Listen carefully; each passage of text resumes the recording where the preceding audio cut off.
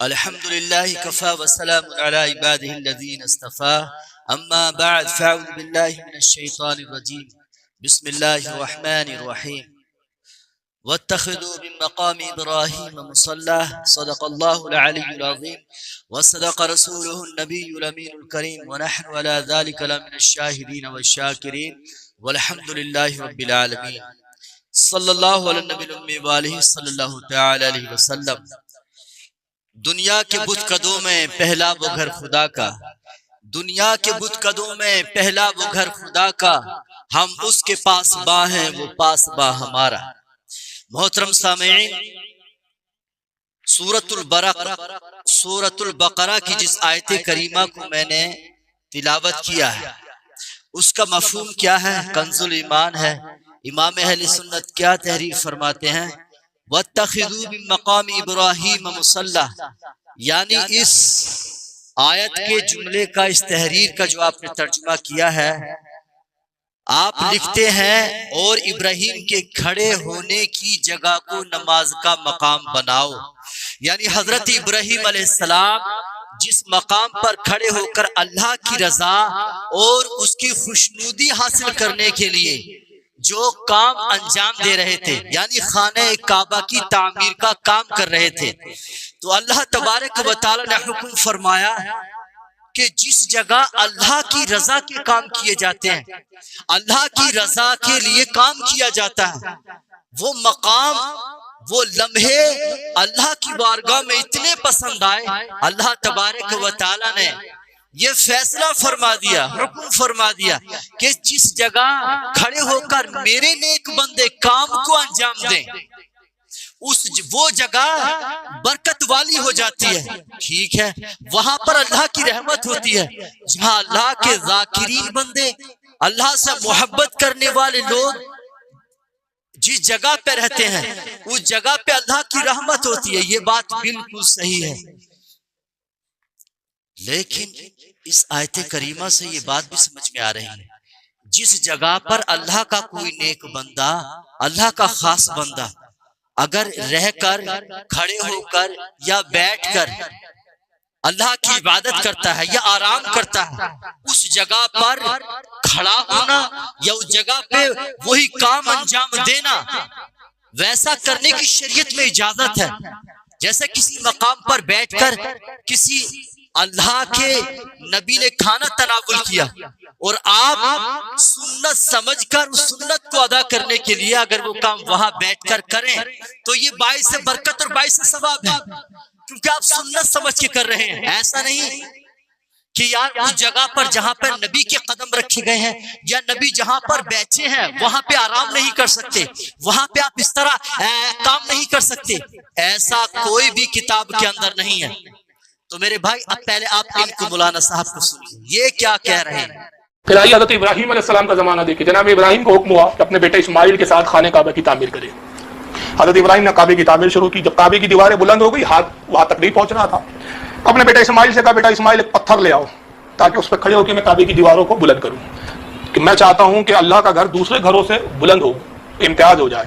اسماعیل علیہ السلام ایک پتھر کو لائے اور حضرت ابراہیم علیہ السلام اس پتھر پہ سوار ہو گئے اور پھر آپ نے کعبے کی بقیہ تعمیر فرمائی۔ اب بعض روایتوں میں یہ آیا کہ وہ پتھر میں حضرت ابراہیم کے کھڑے ہونے سے یہ تاثیر ہو گئی کہ حضرت ابراہیم علیہ السلام پتھر پہ کھڑے ہوتے اور جب آپ کا ارادہ ہوتا کہ اس طرف میں دیوار تعمیر کروں تو پتھر خود بخود اس طرف چلا جاتا۔ یعنی حضرت ابراہیم کے دل کے ارادوں کو اور ان کے مقصد کو بھی سمجھ رہا ہے پتھر، اور یہ شرب اور یہ عقل اس میں کہاں سے آ گئی؟ حضرت ابراہیم نبی کے قدم سے مس ہونے کی وجہ سے۔ اب بہت عرصے تک حضرت ابراہیم اس پتھر پہ کھڑے ہو کے تعمیر کرتے رہے، نتیجہ کیا ہوا؟ پتھر پہ حضرت ابراہیم علیہ السلام کے قدم کے نشان ثابت ہو گئے، موم کی طرح پتھر نرم ہو گیا اور حضرت ابراہیم کے کچھ پیر اس میں اندر دھس گئے تھے، آج بھی وہ نشان موجود ہے۔ اب تعمیر کعبہ ختم ہو گئی مکمل۔ اب یہاں کا نقطہ سنیں، جب آپ مکان بناتے ہیں تو بہت سارے پتھر نکلتے ہیں، نا، ڈھیر لگ جاتا ہے جس کو کیا بولتے ہیں؟ ملبہ۔ آپ کیا کرتے ہیں اس ملبے کو؟ مولانا کے بھی اگر گھر کا اجرا بن رہا ہے تو آپ وہ ملبے کو کیا لوگ لے جاتے ہیں کہ یہ بہت تبرک ہے، لے جاؤ، پھینک دیتے ہیں نا۔ حضرت ابراہیم نے بھی وہی کیا۔ اب سارے جو فضول کعبے کی تعمیر میں جو پتھر لگنے تھے لگ گئے، اب جو نہیں لگ پائے چلو ہٹاؤ، صاف کرو کچرا، تو اللہ نے فرمایا کہ اے ابراہیم سارے پتھر پھینکے جائیں گے مگر وہ پتھر نہیں پھینکا جائے گا جس پہ آپ کے قدم نازمین لگ گئے ہیں. آپ کے قدم نازمین سے اس کو شرف جو حاصل ہوا, آپ کے تبرک ہو گیا, قیامت تک اس کو رکھا جائے گا. اور اس کی عظمت کیا ہوگی اس پتھر کی؟ اللہ فرماتا ہے پارہ نمبر 1 سورہ بقرہ آیت 125, وَاتَّخِذُوا مِن مَقَامِ إِبْرَاهِيمَ مُصَلًّى, اس پتھر کو رکھو اور کہا ایمان والو مقام ابراہیم کو اپنی نماز کی جگہ بنا لو. یہ اس کی تعظیم ہے کہ اب نماز. اور دیکھا ہوگا بھائی صاحب آپ گئے ہیں ماشاءاللہ, اس جگہ نماز پڑھنے کے لیے دھکا دھکی ہوتی ہے. ہر کسی کی خواہش ہوتی ہے کہ میں وہاں 2 رکعت کم سے کم نماز ادا کر لوں. تو ہر پتھر کے سامنے تو لوگ نماز نہیں پڑھ رہے, اس پتھر ہی کے سامنے کیوں؟ اور جتنے وہابی بھی پڑھ رہے ہیں تو پھر میں کہہ دوں پتھر پچوا بھائی قبر پہ جھک گیا بیچارہ کوئی, ہم پھر کہہ رہے حرام ہے.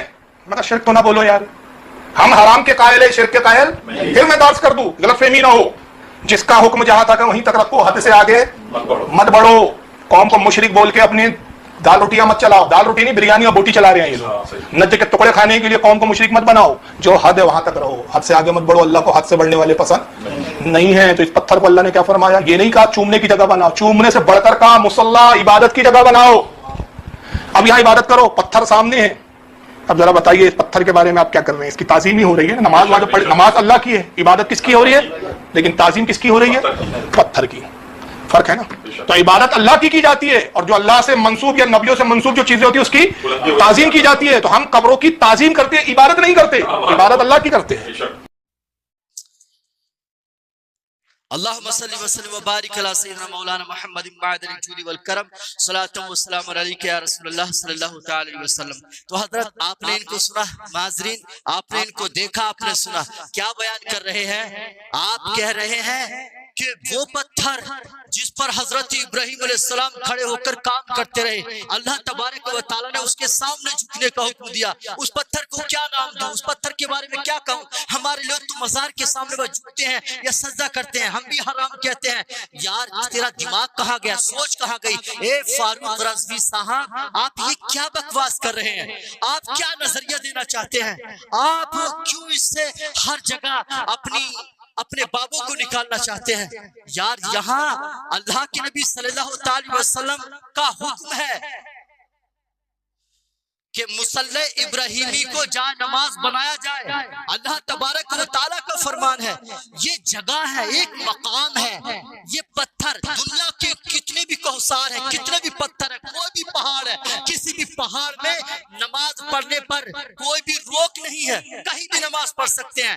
یہ صرف مقام ابراہیم کا ہی مسئلہ نہیں ہے, کسی بھی پتھر کے سامنے نماز پڑھ سکتے ہیں. مگر وہ مجسمہ جس کو لوگ پوجتے ہو, جس کو انسان کی شکل دے دی گئی ہو, جس کو جانور کی شکل دے دی گئی ہو, جس کو کسی جاندار کی شکل دے دی گئی ہو, وہ جس پتھر کو پوجا جاتا ہو یا اس کے ساتھ شرک کیا, وہ اس کو شریک بنایا جاتا ہو, ایسے پتھر کے سامنے جھکنا منع ہے, حرام ہے. یہ ہماری شریعت ہے, یہ نبی صلی اللہ تعالی وسلم کا حکم ہے, یہ اللہ کا فرمان ہے. تم کیا بتانا چاہ رہے ہو؟ تم شرک کی دعوت دے رہے ہو, تم کیا کہہ رہے ہو؟ کبھی تم نے اپنے بھیجے سے اس بات کا حساب لگایا ہے؟ تم اپنی بات کو اوپر کرنے کے لیے کیسی کیسی بکواس کر جاتے ہو. تمہاری تحقیق کو سن کر شرم آتی ہے کہ تم کس طرح کی بکواس کرتے ہو. کون سا دین پیش کر رہے ہیں آپ؟ یہ جہاں نبی صلی اللہ تعالی وسلم کا حکم آ چکا ہے, اللہ کا حکم ہے, اس پتھر کو جا نماز بناؤ. جہاں ایک اللہ کا پیغمبر, ایک بات اور میں کہہ دیتا ہوں, ہر نبی اللہ کا دوست ہوتا ہے, اللہ کا خلیل ہوتا ہے, اللہ کا ولی ہوتا ہے, لیکن ہر ایمان والا اللہ کا ولی نہیں ہوتا. بات کو سمجھنے کی ضرورت ہے. ہر نبی اللہ کا ولی ہوتا ہے. اللہ تبارک و تعالی اور اللہ کی کتاب جب کسی ولی کی بات کرتی ہے, جب کسی صدیق کی بات کرتی ہے, جب اللہ تبارک و تعالی کسی شہید کی بات کرتا ہے, تو مستند بندوں, اپنے مقرب بندوں کی بات کرتا ہے. جیسا کہ حضرت ابراہیم کے تعلق سے رب نے فرمایا, وَاذْكُرْ فِي الْكِتَابِ إِبْرَاهِيمَ إِنَّهُ كَانَ صِدِّيقًا نَبِيًّا.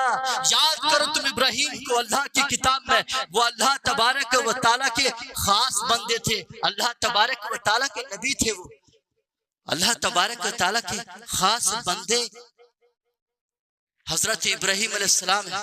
تو یہاں حضرت ابراہیم علیہ السلام کا ذکر کیا گیا.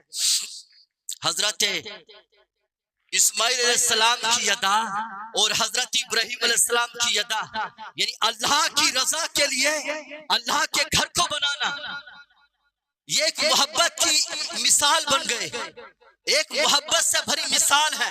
ایک پیغمبر، ایک بیٹا اللہ کی خوشنودی کے لیے، اللہ کی رضا کے لیے پتھر اٹھا رہا ہے، اور جس مقام پہ کھڑے ہو کے اللہ کے لیے پتھر اٹھا رہا ہے، تو اللہ کو ان کی ادا اتنی پسند آ گئی، امت کے لیے، آنے والی نسلوں پر یہ لازم کر دیا اپنے بندوں کے لیے کہ دیکھو میرے خاص بندوں کی نشانی کیا ہوتی ہے، میرے خاص بندے میرے لیے کیسے پتھر اٹھاتے ہیں، کیسے مشکلات کا سامنا کرتے ہیں، میری رضا کے لیے نہ کھانے کی فکر کرتے ہیں، نہ آرام کی فکر کرتے ہیں، نہ منصب کی فکر کرتے ہیں، میری محبت میں پتھر اٹھاتے ہیں۔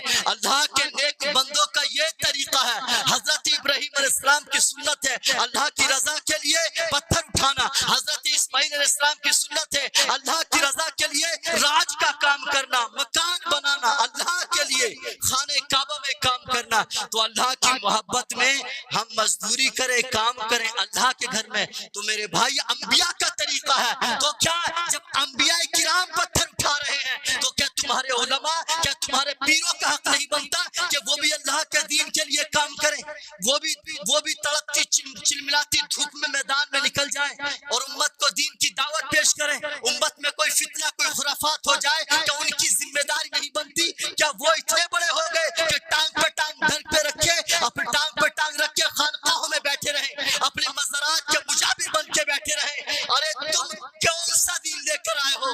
اللہ کے نبی صلی اللہ تعالی علیہ وسلم نے تم کو مجابر نہیں بنایا تھا، بلکہ تم کو مجاہد بننے کی تعلیم عطا فرمائی تھی۔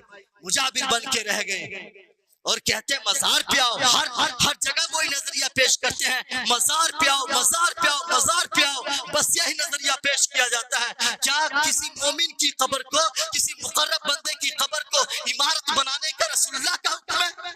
کون سا دین ہے؟ تمہارے باپ دادوں کا دین ہو سکتا ہے لیکن محمد رسول اللہ صلی اللہ تعالی وسلم کا نہیں۔ اللہ کے نبی صلی اللہ تعالی وسلم نے فرمایا، نہا رسول اللہ صلی اللہ تعالی وسلم، یا نبی صلی اللہ تعالی وسلم نے منع فرمایا ان یقضى علیہ، یعنی قبر پر مجابر بن کے بیٹھنے سے منع فرمایا، جانے کو منع نہیں فرمایا، کہ وہاں پہ زیارت کے لیے، عبرت کے لیے جانے کو منع نہیں فرمایا۔ ان یجسس علیہ، اور اس کو پختہ کرنے سے بھی منع فرمایا، وان یبنى علیہ، اور اس پر عمارت بنانے کو منع فرمایا۔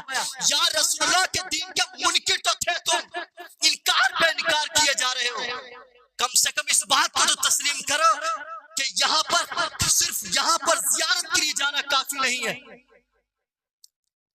اور کم سے کم یہ سمجھ لیں کہ جس کی بنیاد اللہ اس کے رسول کی نافرمانی پر ہے، جہاں اللہ اس کے رسول کی نافرمانیاں ہو رہی ہیں، صحابہ کی سنت ہے ان جگہ کو مقفل کرنا، ان جگہ پر ایسا قدم اٹھانا کہ اس جگہ پر کوئی غلط کاروائی نہ کی جائے، وہاں پر کچھ غلط نہ ہو۔ اور آج بھی وہ سنت صحابہ، سنت صحابیہ زندہ ہے، آج بھی ہو رہا ہے۔